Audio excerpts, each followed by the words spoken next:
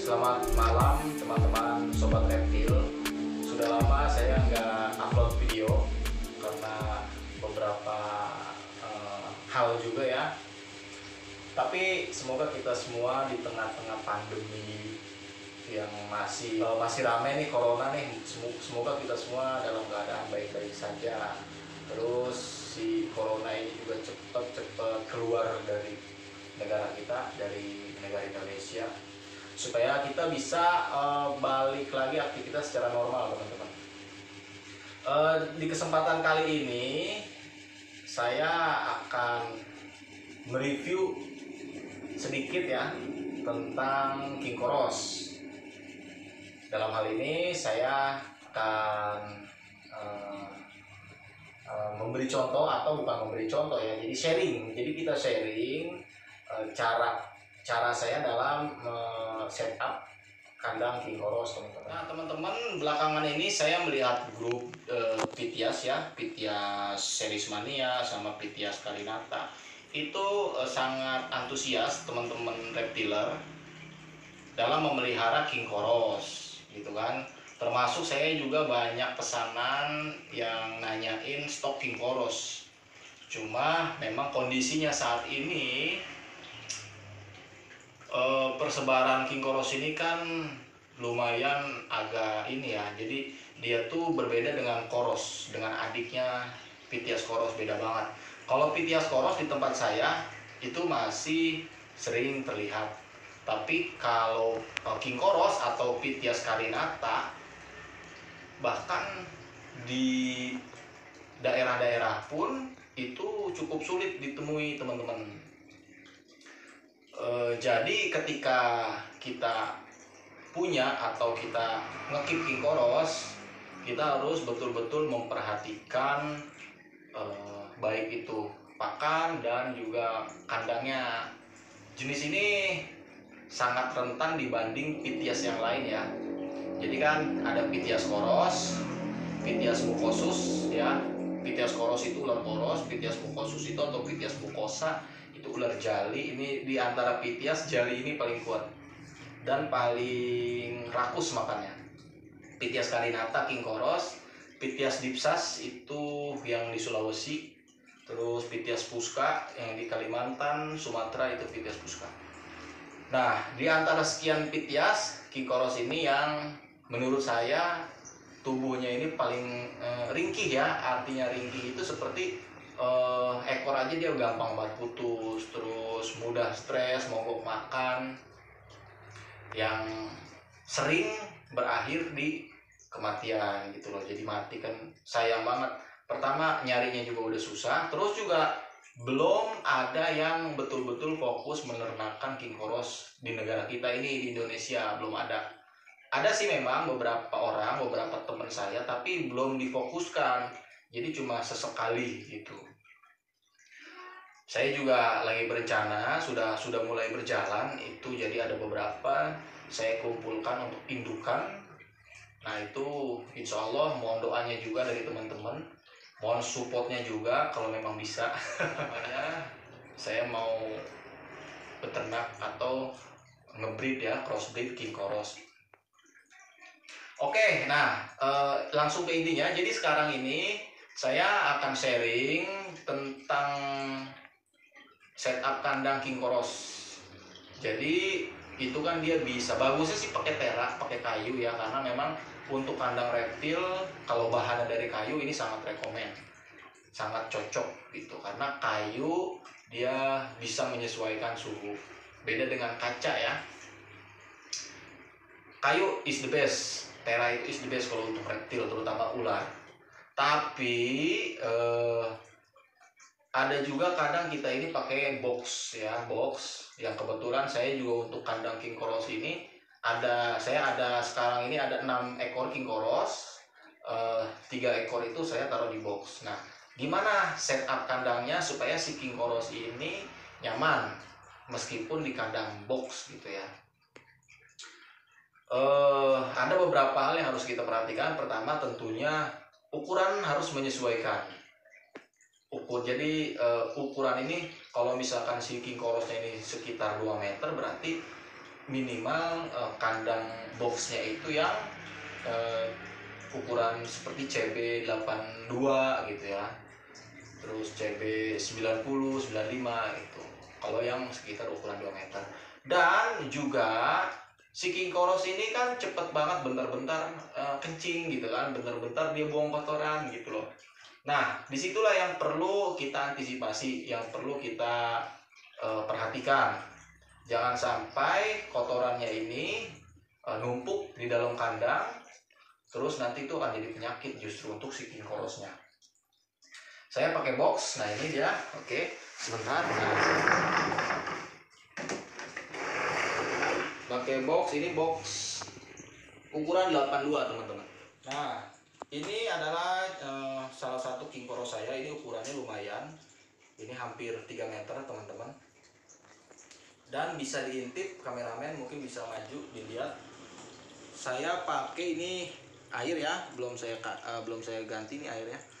Ini air agak besar tempat airnya. Terus kenapa saya pakai kayu seperti ini ya, nanti kan saya kasih tahu. Nah, ini kayu, saya pakai kayu untuk angkringan. Terus saya pakai forest bark teman-teman. Ini ya forest bark. Forest bark di bawahnya itu pakai kokopit, cuman sedikit aja kokopitnya, dan di atasnya itu saya kasih forest bark atau kulit kayu pinus ini. Nah, ini forest barknya agak tebel ya, saya pakein. Set. Nah, ini king korosnya teman-teman. Ini lumayan ukurannya, dan karakternya juga sangat agresif, karena memang saya bukan tipe yang sering handle ya, dan kebetulan untuk king koros itu sendiri nggak bisa kita terlalu sering handle. Dia gampang stres, nanti mogok makan dan berakhir mati gitu loh. Makanya jarang sekali saya handle ular-ular peliharaan saya, walaupun ular itu nggak berbisa, tapi sangat jarang saya handle. Ini kurang lebih ukurannya 3 meter, dan karakternya bisa dilihat sendiri tuh. Wow, set. Nah, ya kan, ini saya mau, yuk. Dia badannya, king koros ini terkenal agak kaku ya. King koros, pokoknya Pythias itu memang badannya agak kaku. Tuh teman-teman. Oke, dah.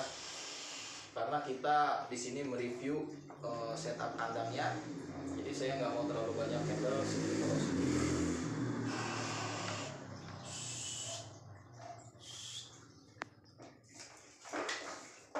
Kita taruhin dulu kayunya, kita balikin lagi. Dia berdiri teman-teman.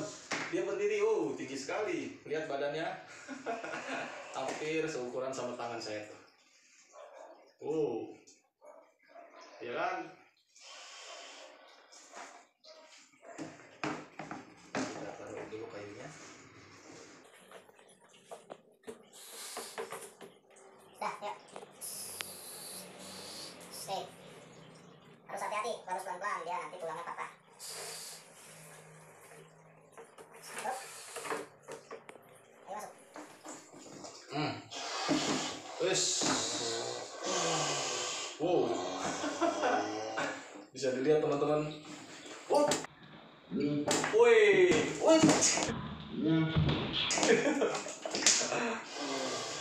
Ya kan, karakternya kan, teman-teman bisa lihat karakternya wedan.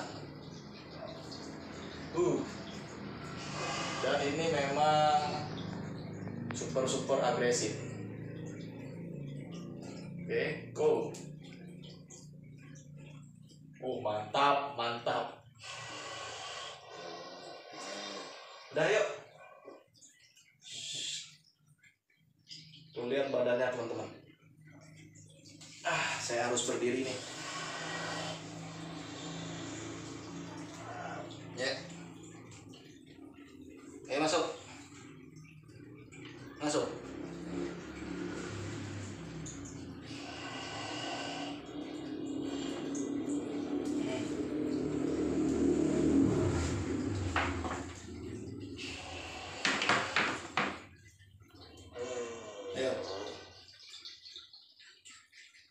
Ayo masuk.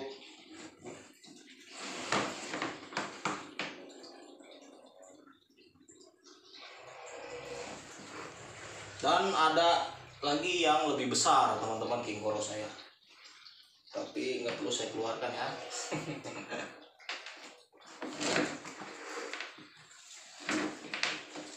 Nah,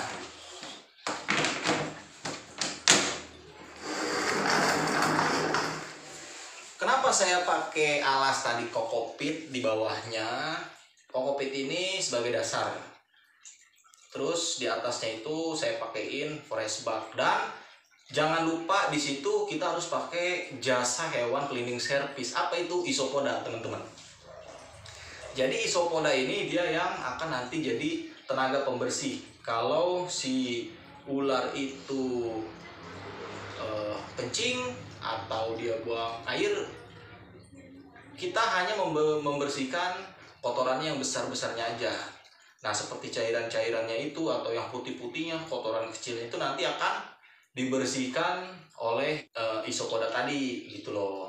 Makanya kita nggak perlu sering-sering seperti kalau koran kan, kalau kita pakai koran nih, dia pipis atau dia pup, itu kita ganti. Sementara king koros ini bisa 2 hari sekali dia ini buang kotoran atau kencing ya. Tapi kalau kita pakai isopoda seperti contoh kandang yang tadi saya buat, itu cukuplah kita hanya ngebersihin kotoran-kotoran yang besar aja gitu loh. Terus kita ganti air, udah cuma itu. Kadang-kadang seminggu atau 2 minggu sekali king korosnya saya pindahkan dulu. 2 minggu sekali sih kalau saya. King korosnya saya pindahkan dan si kandang ini saya jemur gitu loh, saya jemur. Udah kayak gitu aja. Itu yang saya pakai selama ini, dan alhamdulillah king koros saya sehat-sehat saja, makan juga oke. Rata-rata king koros saya itu makan kodok, buduk atau katak atau kepala ayam gitu ya. Kepala ayam itu juga enggak ini ya, karena terlalu banyak dikasih kepala ayam juga enggak bagus. Saya gantian aja kodok, buduk, katak, kepala ayam. Yang mau tikus ya saya kasih tikus gitu loh. Terus kayu. Jadi si kayu ini gunanya sebagai tangkringan. Kalau dia habis buang air itu kan, pasti dia ini akan nggak nyaman di bawah. Nah, selagi basah, kotoran ini masih basah, dia pasti nggak nyaman di bawah. Makanya dibuatkan tangkringan. Ketika dia buang air itu dia sementara akan naik dulu ke atas ke tangkringan itu gitu kan, sampai kita cek, kita buang yang besarnya, dan kandangnya ini udah udah kering lagi kotorannya, nanti dia akan turun lagi teman-teman gitu. Jadi simple, nggak banyak biaya, tapi lumayan. Yang saya alamin king koros saya sehat-sehat aja teman-teman. Mungkin gitu aja. Kalau ada pertanyaan silakan teman-teman coret-coret di kolom komentar. Terus yang belum subscribe silakan di subscribe, bantu like, komen, dan di share ke semua media sosial teman-teman. Mudah-mudahan teman-teman juga yang nonton punya rencana untuk menernakan king koros ya, karena king koros ini aset Indonesia ya. King koros ini aset Indonesia. Dia sang raja tak berbisa, raja kolibri. Oke, sampai jumpa di video berikutnya. Terima kasih buat teman-teman atas supportnya buat Sobat Reptil. Assalamualaikum.